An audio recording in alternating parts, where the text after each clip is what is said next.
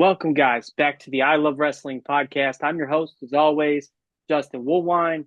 And today we're welcome with Mr. Jock Samson. How we doing, man? Oh hell, buddy, I'm doing pretty good, man. How about yourself? I'm doing great. I just want to say it's a nice change of pace. I'm up here in Chicago, hearing that Southern accent's nice. It reminds me of home. Ah, well, that's all right. My dad's actually was raised on the south side of Chicago, so it's kind of weird. I grew up in southeastern Ohio, and about a minute from West Virginia, and he kind of acts like a Chicago tough guy. He's not Italian, but he likes to act and talk like he's a South Side Italian, from Chicago. But yeah, he thinks he's a tough guy. Basically, he's Frank Gallagher. My old man Okay, okay. What's funny is I'm actually from Charleston, West Virginia, so not too far away from Well, you know exactly where it is, man. They got the nice cookout down there. That's a hell of a restaurant. you. Hell yeah. Before we get started into your wrestling journey, we might talk about a little bit of West Virginia while we're here. But where can we find you on social media and stay up to date with you? Well, just type in Jock Samson on IG, Twitter. I don't have Facebook no more. For some reason it just don't agree with me. And but I got Twitter and or what X or whatever the hell it is, and IG. Just type in Jock Sanson, you can find me and send me a message, say hi to me, and but that's where you can find me at. Okay, okay. A lot's been going on in the IWC lately, and you got your hands full over there. What can we expect at the next IWC Wipeout event? Well, the next wipeout was actually last night. You know what? I am terrible with dates. That's all right. No, what you got to see was one of great action, top of the card, to the bottom of the card. Just it is the best, professional wrestling company in Western Pennsylvania. If you're anybody in Western PA and if you want to wrestle in Pennsylvania, Western PA, and IWC ain't your goal, then you basically don't know jack shit. You need to rearrange your goals. You need to figure some shit out. Definitely. Now that I think about it, I spoke to you briefly about Jamie Jameson off camera, but he laid you Mhm. out last night, if I'm not mistaken. Now that I'm thinking about it, Yeah, you know, Jamie's been a piece of shit. I don't really know what else to say about it. To be honest, it takes a piece of shit to know a piece of shit. okay, Um, I've done some low down dirty things in my day. Um, but I've changed. I really ain't changed. It's just he got me first, and you know, he's basically taking my playbook and running with it. And I don't like that. I've been retired for almost, it'll be about a year and a half. And these guys keep attacking me and trying to get me back in there. I'm retired. I'm done. I'm the owner now. I'm the boss. You can't hit the boss. the next event I should say then is always ready, I believe, correct? Yes. Okay, and the main event we got Duke Davis and Matt Cardona. How'd Yeah. that come about? How did Cardona decide to jump in the fold of things? Well, anybody and everybody, wants to be at IWC. Duke Davis right now is the IWC heavyweight champion. That means that he is the best wrestler in Western Pennsylvania. So Duke, he came to me and he said, I don't care who it is. I don't care how much money it costs. I want to wrestle. I want to fight the best. He fought Zach Nystrom, and what a match it was last night in the main event. Fantastic match. He defended his title. Nystrom came very close to capturing the title. Duke Davis, he ain't scared of anything. He ain't running from nobody. IWC, we're going to bring the very best competition in, and a guy like Matt Cardona really fits in what we're doing at IWC. Like, Absolutely. I mean, look what he's doing all over the world, man. He made a name for himself after working for the biggest company in the world, and he goes off, leaves it, and makes a bigger name for himself. Do you think Duke's gonna have his hands full, or do you think Duke will be able to walk out still champ? I think that both guys are very capable, tough men. Like, if Duke's not on his game, Duke knows this. If Duke ain't on his game at any time, it can end. His reign can end. And the same with Cardona. If Cardona doesn't come in and bring his A game, like Duke will capitalize on that. And he'll whoop his ass. He'll keep the title. Who knows that Duke Davis may end up beating Bill Collier's record of over 3 years. You never know that. It could be. He's talented enough to do it. So it's just yeah. I mean, it could be a toss up because that's what he wants. He wants the best, and that's how he's going to be judged is how he competes against the best. Definitely. Some may look at it like outside looking in, and I know we just talked about Jamie, but Jamie, as you said, has been acting like a piece of crap lately. Um, but he seems like he's on the trajectory to be in Duke's vision. Do you think we could see Jamie Jamison in the title hunt this coming, in the latter part of this year? Jamie Jamison is a tough guy. Like there ain't no doubting that. He has the ability. I mean, him and Xander together, they're a deadly combination. Yeah, I could see Jamie Jamison, being in the picture for a shot at the IWC Heavyweight Championship. The only thing that could stop Jamie is Jamie. Jamie is his own worst nightmare. He loses his shit, and he just doesn't. When he goes overboard, he just doesn't control it very well. But he's very Sure. talented. He's a tough guy. He's just not a very good person at the moment. I think Xander has a lot to do with Okay. And I know nothing's been announced yet. But what could be in Jamie's future for the next IWC show after he, someone put his hands on you and laid you out? Well, if it comes down to me and him, I can't. I actually not going to be there in August. It's my family vacation Okay. that week. I got somebody there at IWC that's going to, handle my part of it, and they're just basically going to just hang in my place and make sure that Justin Plummer doesn't run rampant over the company.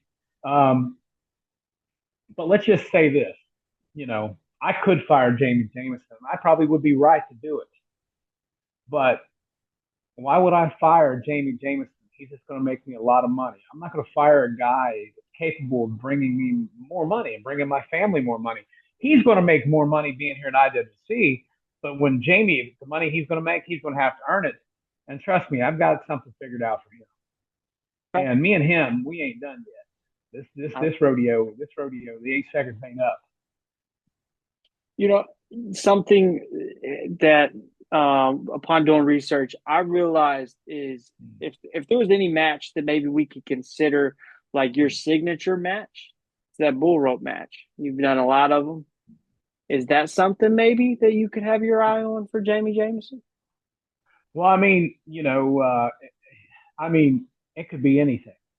you Okay. know, if Jamie Jameson came up and apologized and actually, had a little empathy, I probably would accept it and I would move on. But it's hard to say what could be. There ain't no one at IWC that's had, actually, there's probably no one in the United States right now that's had more bull rope matches than I have. I've had over 60 some bull rope matches. And what people say that may not sound like a lot, but 60, those things wear and tear on you pretty It's a good. lot. It's a violent match. It's not a safe match. There's a rope holding you in, a big old thick bull rope with a cowbell right in the middle, and you use that to bash each other's freaking brains in. I mean, it's lucky that I got to over 60 of them, and I've got over 1,000 matches. Who knows how many matches I might not have had to retire a year and a half ago if it wasn't for some of those bull rope matches. So you just don't know what's in the cards. I want to see how it plays out. I want to get through my vacation. I got a little bit of a concussion, but I'll be okay. We'll just see how it plays out. Okay. Typically here on the I Love Wrestling podcast, I try to start at like the beginning of our fandom, beginning of our journey as Uh, fans. We skip that for now. We're gonna get to it now, I guess. When did you okay, find man. professional wrestling? All right. I have told this story a lot. This is um, and there's a lot of guys will probably roll their eyes at this. I'm 45 years old. When I was a little kid, the youngsters that are listening to this podcast and watching it right now, they probably don't know what VHS tapes are. I'm one of So the few. one of the few. So when I was a little kid, my mom used to take me to a store in Nelsonville, Ohio called LS. It was a hardware store, Lancaster Sales. But they would actually, had like a video section up, and you go in there and it was like you rent one movie for $1 for a night. And I went in there and I was looking around the VHS tape. Don't you come in here and start your shit, Linda. My wife in here, she just wants to run her mouth. She just walked by, gave me the damn finger. Boy, I tell you right now, she's something else, you know. But so I look at the on the rack there, and there's a picture of a huge, huge, huge man with curly black hair, and he's looking down at a monster guy. He's a very big man, but he's not as big as the first guy. It's Andre the Giant Hulk Hogan WrestleMania 3. The cover of that, and I looked at it, I was intrigued, and I got it, and then I just fell in love with it. When Hogan picked him up and slammed him, it was the most memorable moment of my fandom, I would actually believe, up to at that point. And it's probably changed over the years, you know. But I would say Hogan Andre WrestleMania 3. Okay. And when we're looking at wrestling, there's many ways to interpret it, or many reasons why we like it. Whether it's the in-ring style, the charisma of some of the guys and girls on the rosters, the match types, whatever it may be. What about wrestling like made you um, love it so much, or made you fall in love with it? It wasn't the wrestling. It was the larger than life personalities. Okay, yeah, Um, like I'm if I don't watch a whole lot of wrestling now, but if I put wrestling on, I'm the guy that skips through the matches and waits for the promos because I love promos. I love watching people talk shit. I love trash talk. I mean, there's nothing more American than one guy telling another guy he's going to whoop his ass and the other guy rebuttaling back saying the same thing. There ain't nothing like it, you know. And then these guys are all some kind of flamboyant character or their self, which a lot of the guys really the great gimmicks are characters that's them just amplified by a million, you know. And but I would have to say it's personality. I never gave three shits about in ring. Like I hate when I hate when I almost dropped the f bomb there. I hate when dudes come up to me like Hulk Hogan's my favorite wrestler of all time, so that should tell you. I mean, then people come up to me and they'll say, "Hey, Jock, you know Hulk Hogan's a shitty wrestler," and I'm like, "So, who gives a shit? He drew 93,000 people in the Silverdome. No one, not too many people who actually catch can wrestle. You know, there's a very small margin of people that just like the rest. yeah, Wrestling is the least important part of wrestling. Everything else is, it's a personality. Like they don't care about you because you're a good wrestler. They care about you because of you. So you want to make sure people care about you, and then whatever you do after that is just that. But the wrestling don't make people care about them. Like I've never cared about technical. Don't give a rat's ass. My favorite match of all time is Hogan and Rock WrestleMania. It's my favorite match ever. It is the favorite match. Like you had these two guys in there, and they captivated the crowd. And technically, the match wasn't very good, but the crowd, it's the most over match. And that dumbass piece of shit Dave Meltzer gave it 2.5 stars. That shows you his relevance and understanding of it. That's a 20-star match. But because they didn't do no damn backflips or hurricane ranas or that dumbass shit, He gave it 2.5 stars. That match is probably the most over match in the history of wrestling. I Uh, don't think there's any other match that over. And I'm sure someone will come out there and say some obscure match where two guys wrestled in Des Moines, Iowa back in 1998. Who really gives a shit, you know? But that's pretty much my take on it. I could ramble on that all day long, and I'm just going to piss people off who cherish the actual in-ring product. And that's fine. They can like what they like, you know, but doesn't you mean know, it's going to draw anything. it's something I'm glad you brought it up because it's something I actually often get hot about is because like growing up, it was always the why behind what was going on between the moves was always the most interesting thing to me. Or what the promos beforehand also was like the things that the why, like why are these guys fighting? The story, the and like so like nowadays, like you let's just throw it out there, like you have AEW, which is all wrestling, maybe a little bit of why, not a lot of why, but all wrestling. And then you get WWE on the other hand, and it's just like there's some wrestling, but there's a whole lot of why. And I Sure. love it so much. And then like, I mean, you brought up Hogan and Rock, and like something I always like for like a modern fan, one thing that really stuck out to me is like you go back and look at like Cody and AJ a couple years ago at Backlash. They didn't do a lot. Like it was a very simple match, but the why was there and it was a good story. And a lot of people hate on that match because they didn't go out there and have, like you said, a Meltzer 5, 7 star match, but it was just simple and it was easy to consume. And that's how I like my wrestling. Well, the fact that a lot of people they care so much about what one guy thinks, like, sure, good for him. That's his opinion, and he's entitled to it. But at the same time, like, I would rather have 93,000 people's opinion. Then one. You know, I would rather be the guy selling out arenas because of the story. Like Cody Rhodes' story that everyone talked about was fantastic. I mean, they built it right. That shows you that you can still put on a great story this day and age with wrestling. You know, Absolutely. Um, I had to move out what of the side there. I didn't realize I had a light flashing in from my lamp just hit me right there in my cheek. So it's gonna pop up there. You're all good. Something that always fascinates me, especially when talking to you guys, is you know, like we just talked about, we're all fans at one point, and then something happens and it makes y'all decide, hey, I'm gonna go train. Do you remember the moment where you decided, hey, I'm gonna take this seriously and actually go try to train and become a wrestler? Oh, absolutely. So I met a bunch of guys. I went to school in Nelsonville, Ohio, my hometown where I grew up, Hocking College, where I graduated from.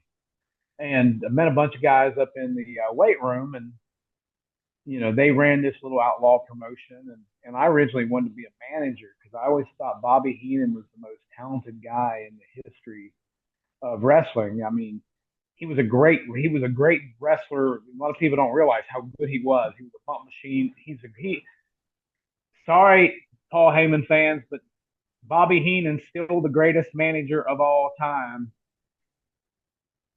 Just telling you guys that right now. I don't give a shit if you want to argue with me. You're wrong.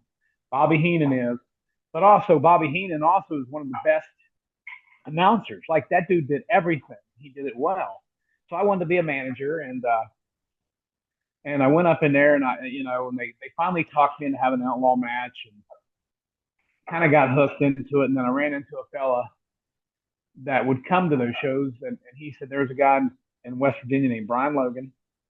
Brian was in the Disciples of Sin at OVW. Jim Cornette's wife was the manager, and he was training people in West Virginia. And I got hooked up with him, and he brought me up the old school way, the hard way. And I'm talking like it wasn't easy. It was hard as hell, and we had a lot of people in our training class quit because it was just hard, and it should be hard. It shouldn't be easy. It should be hard as hell. And it was just crazy because always wanted to be a manager, but everyone was like, no, you're just way too big to be a manager. And they always talked me into wrestling, and then yeah. Cool. How long did you actually train before you had your first program or first matchup? Um, it was different with everybody. I think I was like maybe 4 months into the training. I took to it pretty well. Okay, I was an athlete in high school, so I could look at something and I could pick it up, and I always was a fan, so I could automatic when you said something, I could envision it in my head and I could do it. gotcha. So about 3 months. Okay. Who were some of your biggest inspirations that you took in to build your character as Jock Samson? Well, one of my favorite movies is White Men Can't Jump. Okay. I love that movie. I love it. The fact that they talk complete shit and trash the entire movie. I said, well, I would love to be something like that. So my name is Jock Samson, so I'm the jock. I was the varsity. I wore my varsity jacket. I was a frat boy, but I was also a little hillbilly. Um, but I used a lot of that, and I didn't really want to be anything other than me though, because everything that I do, that's how I normally act. I'm a loud, obnoxious. You ask my wife, she'll say I'm even more obnoxious than that, but I'm a loud, obnoxious hillbilly from southeastern Ohio. Um, I run my mouth. I talk trash 24/7. Like I just enjoy, you know, being me. So the only inspiration really is that movie, but myself. I just wanted to be me. So the presentation that I put out there really wasn't it was sure it was worked up a little bit, but it's who I am. So Would I'm not saying I'm an inspiration, but I just figured it's easier to be myself than try to be somebody else. Definitely. So, would you say it's just, did you decide wrestling because it's just a way for you to be yourself turned up all the time? I chose wrestling because that was the way I could express who I am. Okay. I like that. I like that. Except it was turned up about a million. Okay. Oh, something I found really cool, and I believe you were the first person to ever face what I'm about to talk about. But in 2011, at CAPW show, you took on Wildfire Tommy Rich. Oh man, yeah. What was that like? And walk us through what it's like working with Wildfire. Well, I'll tell you leading up to it. So that was Cleveland All Pro Wrestling, um, with the legendary Cleveland wrestling promoter JT Lightning. So JT Lightning, he passed away. That was actually the last show that JT ran before he passed away. He had cancer. Like I worked for him maybe like a year and a half or 2 years. And the first show I worked for him, he grabbed the boys together and told everyone that he was, had cancer. And over time, we kept doing our, she kept running shows, kept running shows. And if you guys ever get a chance, you need to look up JT Lightning. You need to have Potter, Bobby Williams, referee at IWC. Like he's actually trying to, I believe, write a book on JT and Cleveland wrestling. So that would be something that would be great for. He's a great guy when it comes to history of JT Lightning. So we're both very fond of him. But I get a text one day. JT wasn't one to mince words. Okay, he wouldn't put up a jack shit. He was a tough guy. Um, but I remember I got a text out of the blue, or either a text or a phone call. I can't remember which. I think he called me, texted me, and said, "Hey, can you take a call?" So I said, "Yeah, sure." I'm going, "Oh shit, is he going to yell at me or something? Did I do something wrong? Did I do some dumb shit?" So he gets on there and he's like, "Hey, we got Tommy Rich coming in, and you don't seem like the kind of guy that's going to get nervous working a guy like Tommy." And I'm like, and I, like, no, that'd be cool, So we get there, and um, wrestling is wrestling, and I won't delve into any of the stuff that happened backstage, but we went in there, we had a really good match. I mean, I really think about it, to to get to wrestle a guy who pinned Harley Race for the NWA World Title. I know it was for only 4 days, but how many guys can actually say that they did that? Not many. I mean, in 1980 to 85 for it, I don't think there was a hotter baby face than Tommy Rich. I mean, you go back and watch the that cage match he had with Mad Dog Buzz Sawyer, and I can't remember the name. They had a name for the show, but man, like he was so good. Um, we went in there and we clicked well, and I was very forced when I was trained. We did a lot of our calling for our matches in the ring, so I was always excited because I'd get an old, I'd work a name, someone from that generation, and I could sit there and I could drink my damn beer and smoke my cigar, and I didn't have to worry about calling a match. So we got in there and we just went out there and worked a really old school match, and it happened to be one of the uh, co-main events for JT Lightning's last show ever.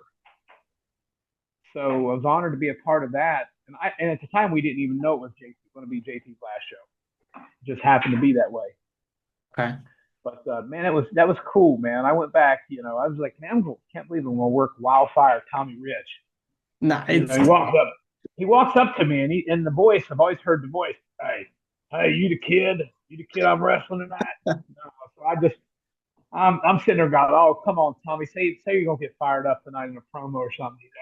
We're gonna get fired. We're gonna fire it up out there, and I was just popping like crazy. So a little older Tommy, but at the same time, it's still Tommy. Tommy's still there. is it one of those things where you get to meet somebody you grew up watching, grew up studying, and then now you get to be that guy on the other end of the ring with him?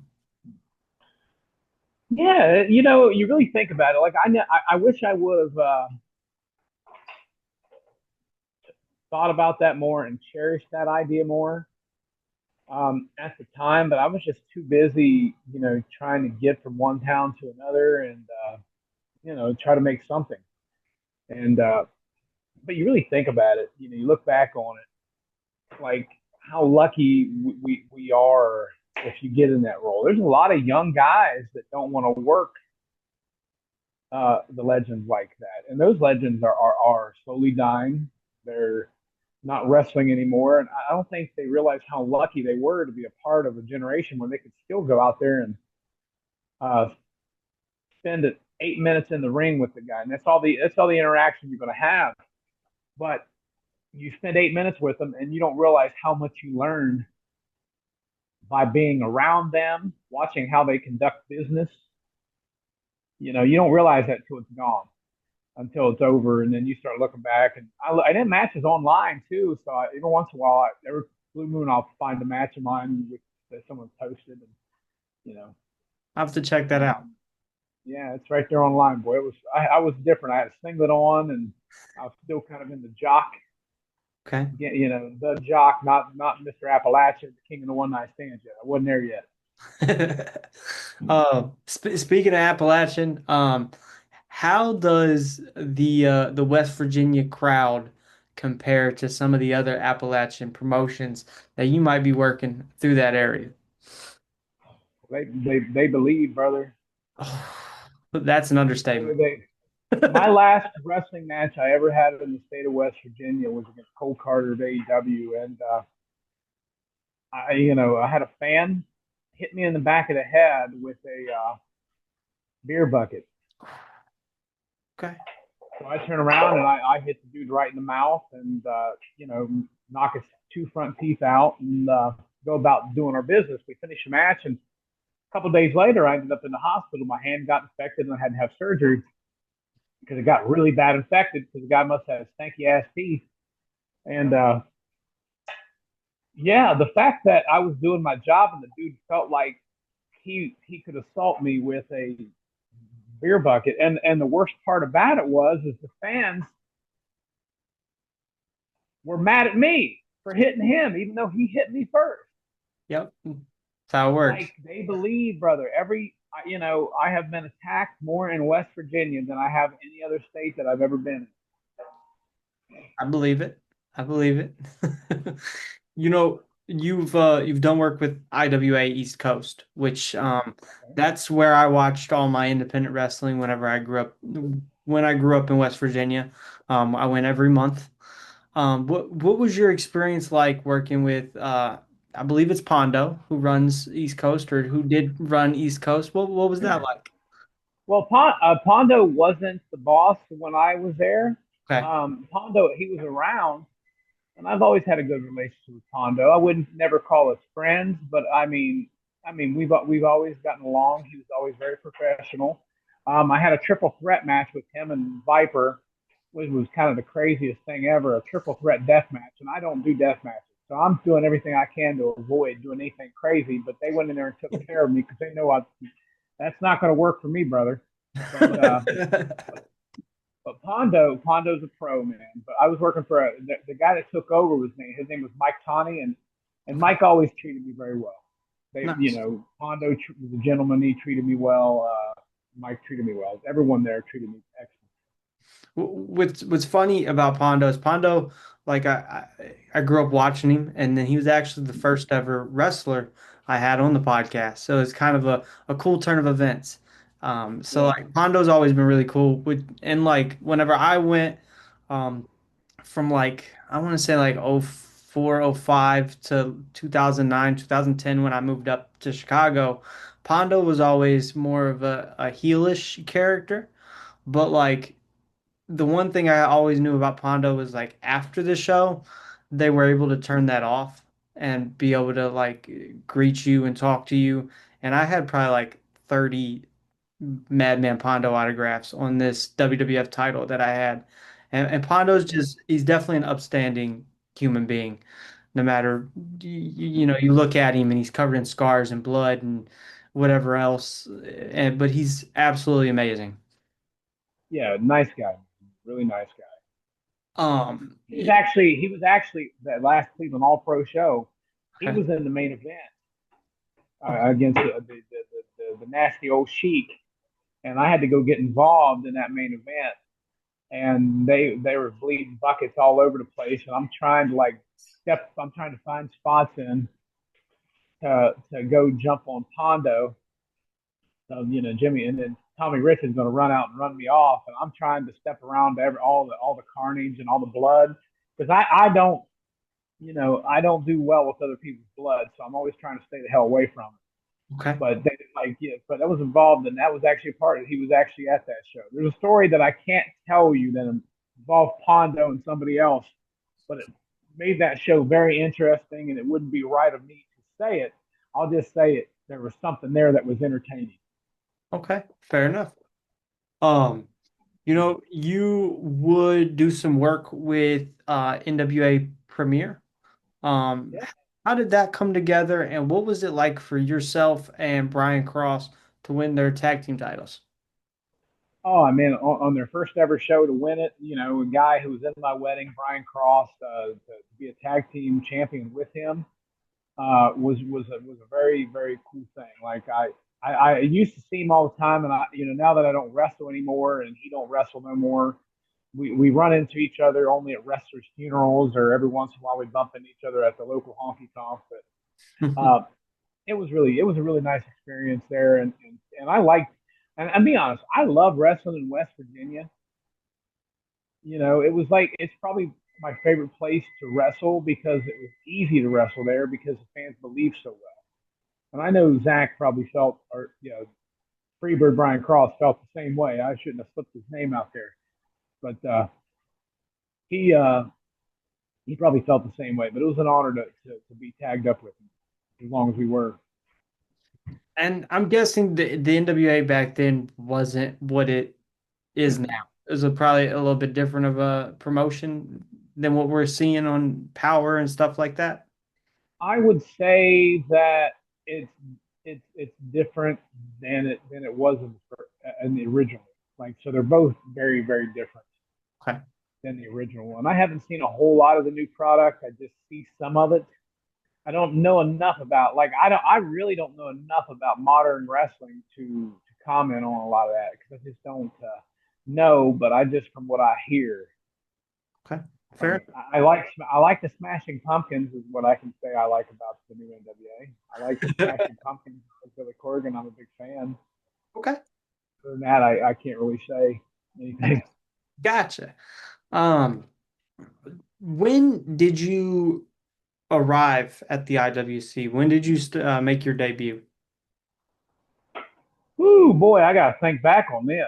I think it had to be around 14, I think 15, 14, 15, or 16 or something like that.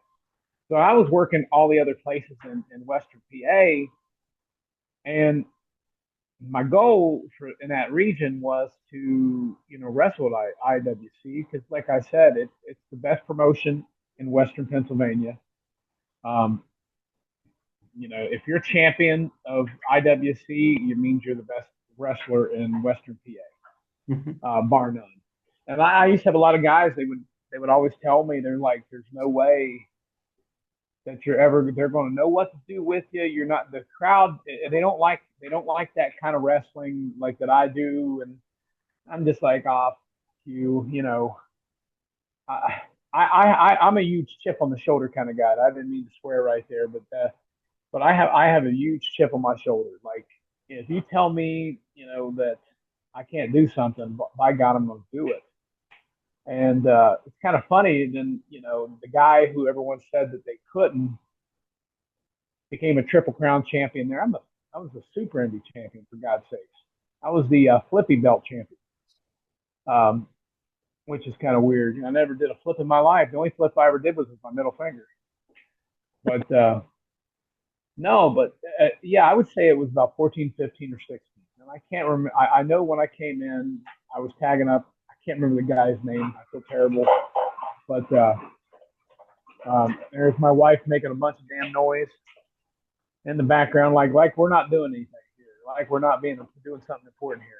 Isn't that how it works? Linda, Linda. But yeah, I can't remember, but I know I tagged up with Brian Castle. We were tag team champions there for a little bit. We were called Bearded for Your Pleasure. So I think if you go back and look that up, that'll tell you the year I started. But I'm terrible with like dates, but I would say about that time. That makes a little bit of sense. Got you. Speaking of Super Indy, at the Road to Super Indy 14, yourself and Brian Cross won the IWC Tag Team titles. I mean, Well, Brian Castle. That's Brian Castle there. hey, I might have messed up. I'm terrible with names. Brian. That's Brian, Brian. they get them messed up. And Brian. Yeah. No, we actually did, and yeah, it was beat Jimmy Vegas and Denny Gregory for the tag team championships. There, it was something.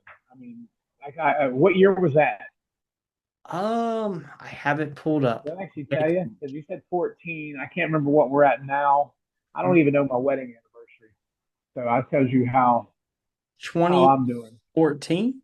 Yeah, Okay, 2014. I believe you. I believe you. Yep. Yeah. So I Looking at would cage say, match. That's what it says. well, I didn't realize I was there. I've been there 11 years, and now I'm the 50% owner. That's kind of crazy. What So what yeah, was the moment like for you being able to that I believe that was your first championship gold inside of IWC. Was it like your staple to say I'm here? I mean, it was my way of telling everybody that said that I couldn't. Yeah, I'm here, but I ain't done here. Doesn't mean I'm going to win this and come back and take the easy route. That means that, look, this is just step one of many. Hmm. Okay. And we did a lot of that. Gotcha. Do you have a favorite moment wrestling with Brian as the IWC Tag Team Champions? Well, I remember there's a clip online if you look up air jog, and I don't know if it's my favorite, but I will say it's my most memorable. And he pulls down the rope, and I go to jump on the guys, do a dive where I was trying to get these guys, and then I overshot them and landed in the third row of the audience. I mean, and yeah, I thought I was going to die, and it actually won like moment of the year, which is crazy. I mean, I didn't think I was that athletic because I was about 300 pounds at the time, and I didn't realize I could fly like that. I was always a good athlete, but I didn't realize. So I would probably say that. Okay. You know, How did yourself and Magnum CK come together as the Mega Plowers? um, he just hit me up and wanted to, be my partner. I'd just say probably. Okay. And you Don't guys really have a lot to say about that though. no? Nah. Okay. Do you have a favorite match or moment as the Mega Plowers?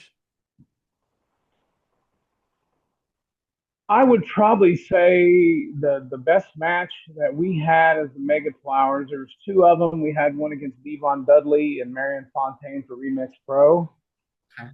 which was a very good match, and I think it's online somewhere. And I would also say we had a triple threat match, which actually was a really good match. Um,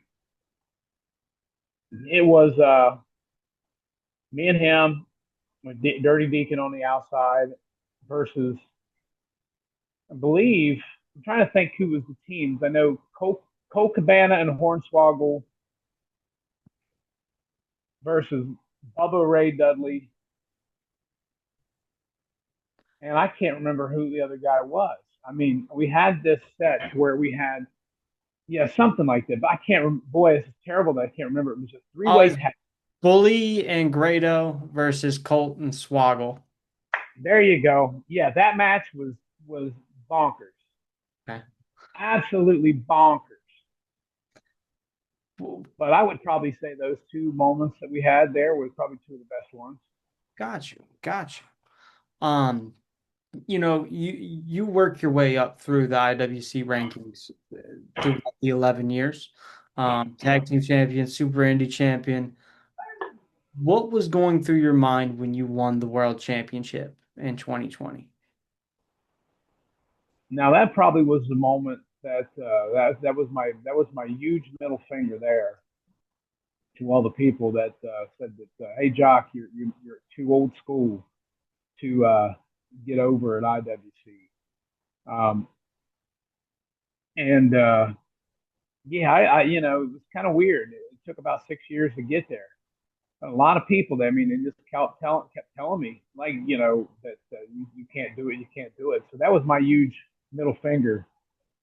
Um, that basically put me as like a real staple guy there at IWC until my last match there. But man, it was something at the Washington Wild Things ballpark during COVID.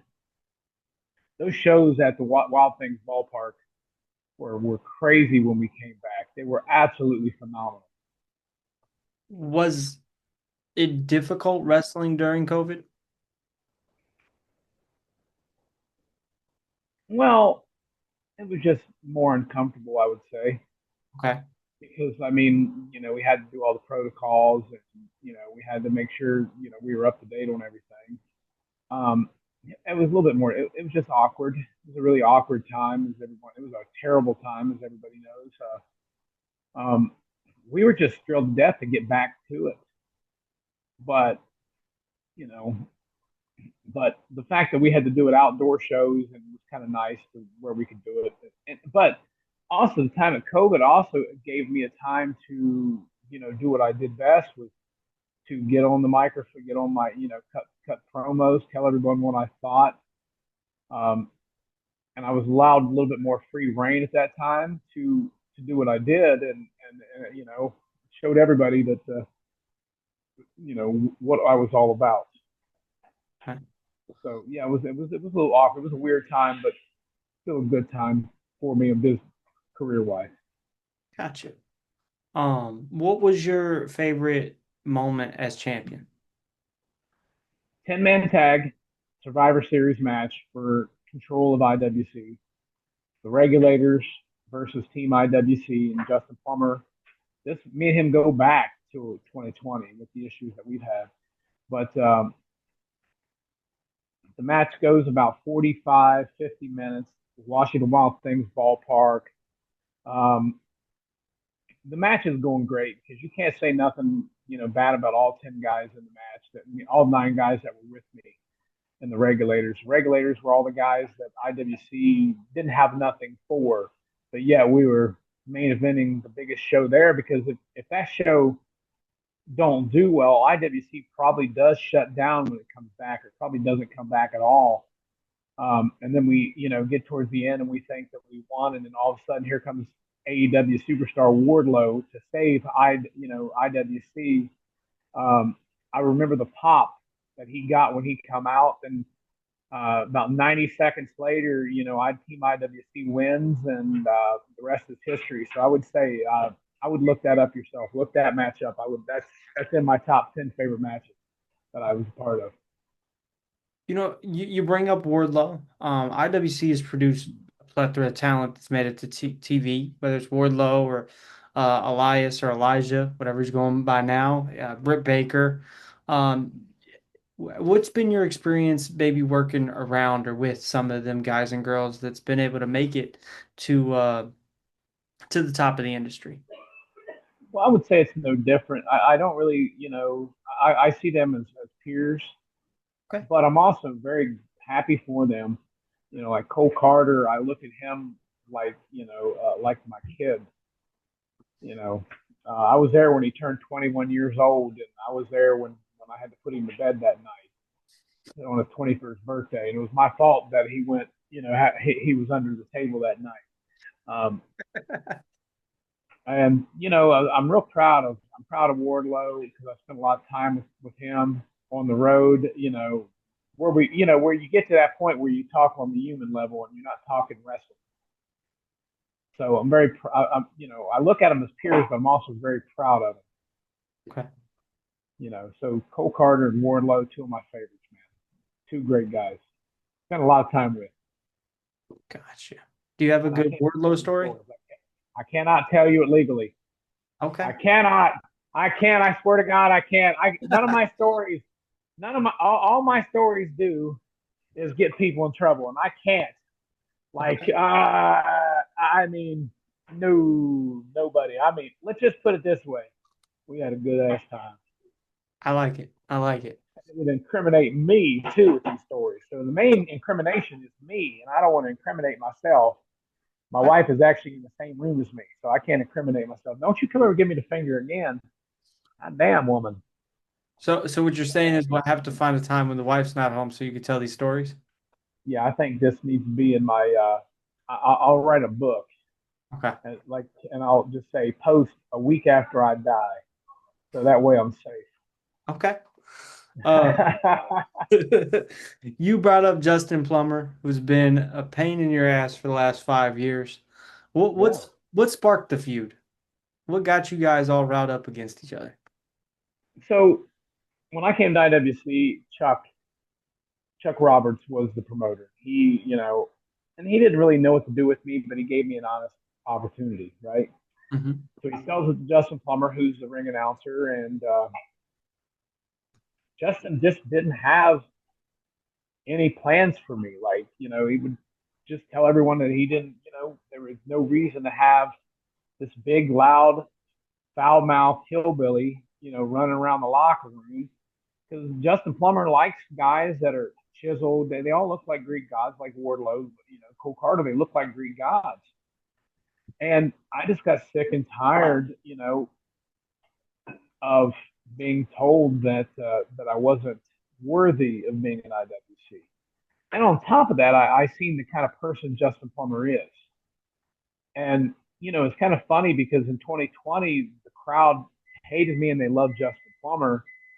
And now, when the fans actually got to see the true Justin Plummer, it kind of came full circle. When now it's a little bit, they cheer me and they tell him to go f himself.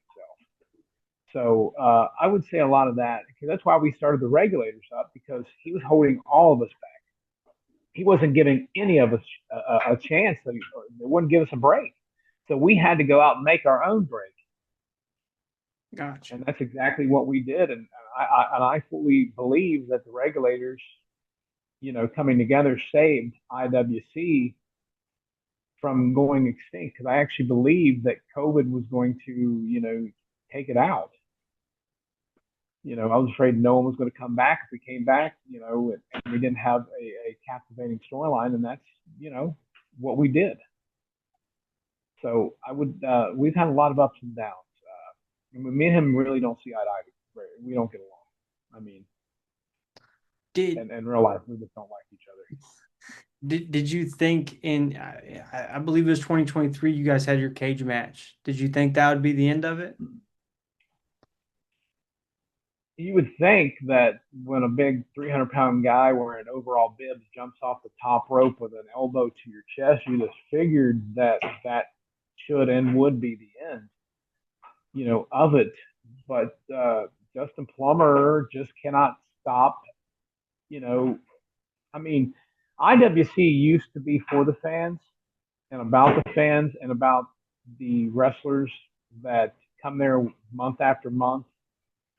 Um, he's basically turned it into the Justin Plummer show. No one pays to see you, Justin. The only time they've ever paid to see Justin Plummer wrestle was when either Jack Pollock had a match with him or when I was beating the shit out of him in the steel cage. So um, he thinks it's all about him. And that's just the kind of human being he is, and everyone's actually sees that now. What do you think it'll take for your feud or rivalry to come to an end? I don't know, man. I wouldn't wish death on a human being, no matter, well, I mean, let me rephrase that. Like, if it was a pedophile or a awful human being killing millions of people, yeah, I wish death on you. But I don't wish harm on him like that. It's hard to say because I think that, I think there's only one more way to go, and I might have to, lay hands on him one more time and hope that's going to do it. It's going to have to. Because, I mean, it's going to have, like, he owns 50% of the company and I own 50% of the company, which is the first time he's never been 100. When his wife Jenny sold her 50% to me, for $1, you know, says a lot about the guy when his Yeah. wife does that. Um, so it's either we're going to have to put all our cards on the table, we're going to have to go all in, put all the chips in the middle, and it's either I'm going to have to go or he's going to have to go. We're eventually going to have to get to that, and I don't know how we're going to get there or when it's going to get there, but we're trying to work it out and trying to be co-owners, but Justin wants to make it about him, and I want to make it about the wrestlers and the fans, mainly the fans because they're the ones that buy the tickets that come in and see us. Definitely. We wouldn't be here if it wasn't for Who on the roster, like, and I hate to single anybody out, but who should we be paying the most attention to?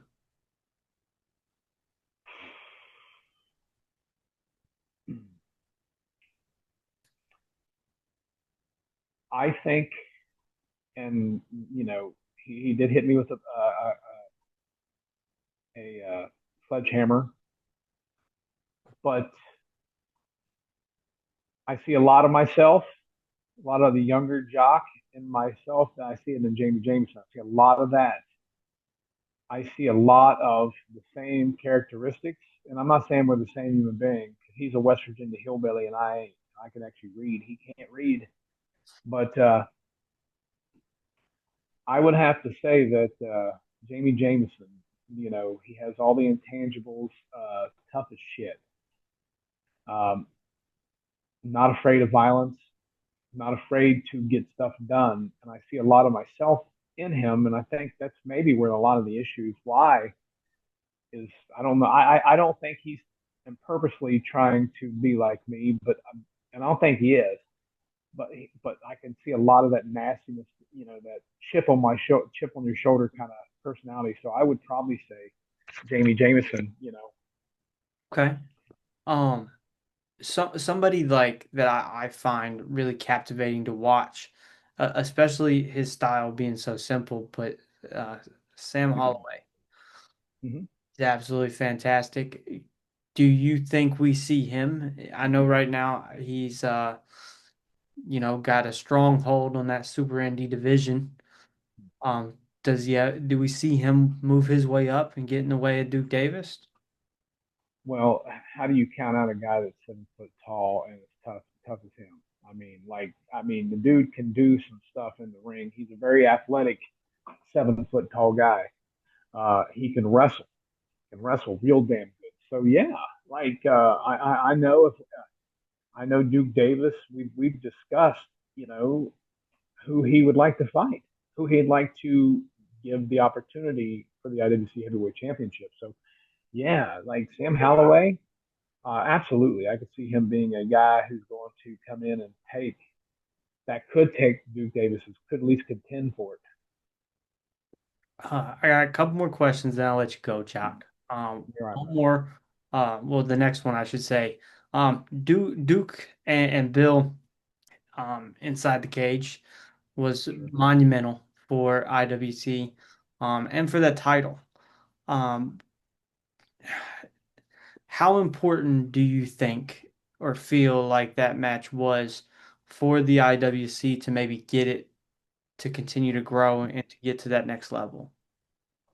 Well, that was the best IWC match that I've ever seen in my life. Um, those two men went in that cage and put on a clinic. And let's just be honest, Bill Collier is the greatest IWC champion of all time. He is the greatest IWC wrestler of all time. He held the belt for over 3 years, which is a record. He fought everybody. Um, those two men went inside that cage and they took years off their lone lives by what they did to each other just so they could entertain the people that came in to buy a ticket. And I think what it does to help IWC grow is you look at that match right there.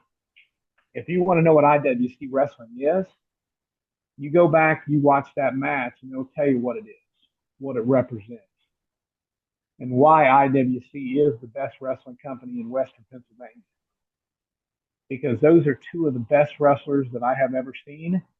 Um, I can't say I've seen a better match in IWC. I don't believe I have. So I think it speaks for itself on that level. Anybody who saw it knows how damn good it was and how damn good those two guys are. Absolutely. Last question, then I'll let you go. Um, what would you say as 50% owner are some of your goals for the IWC in the foreseeable future? Well, I think the main goal, and it's my only goal, is I want to fully take control 100% of IWC. It's got to be 100% mine.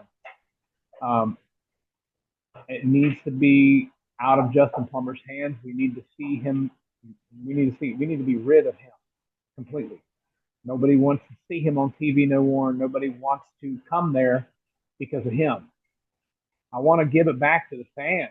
I mean, we don't need a promo every show.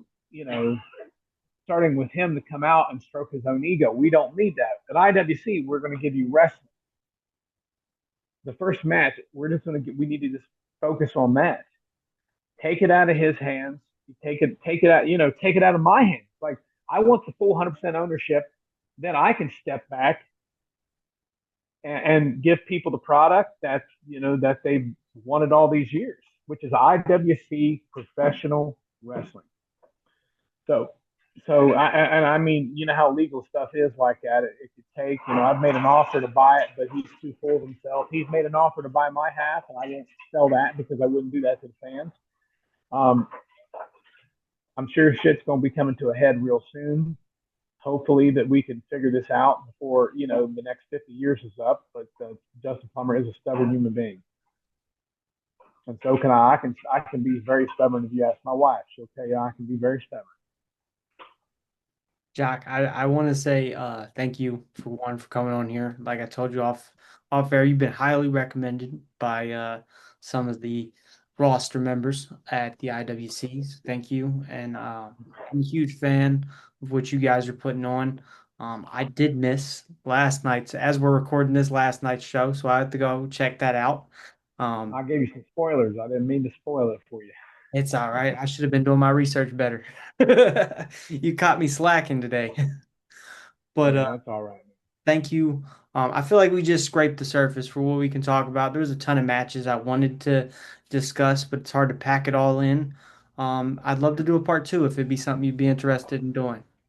Well, I'd be happy to be there for you, Bubby. Sounds good, man. Um, Jock, like I said, thank you, and I'll just leave this at see you next time. All right, man. God bless you. Take care of yourself.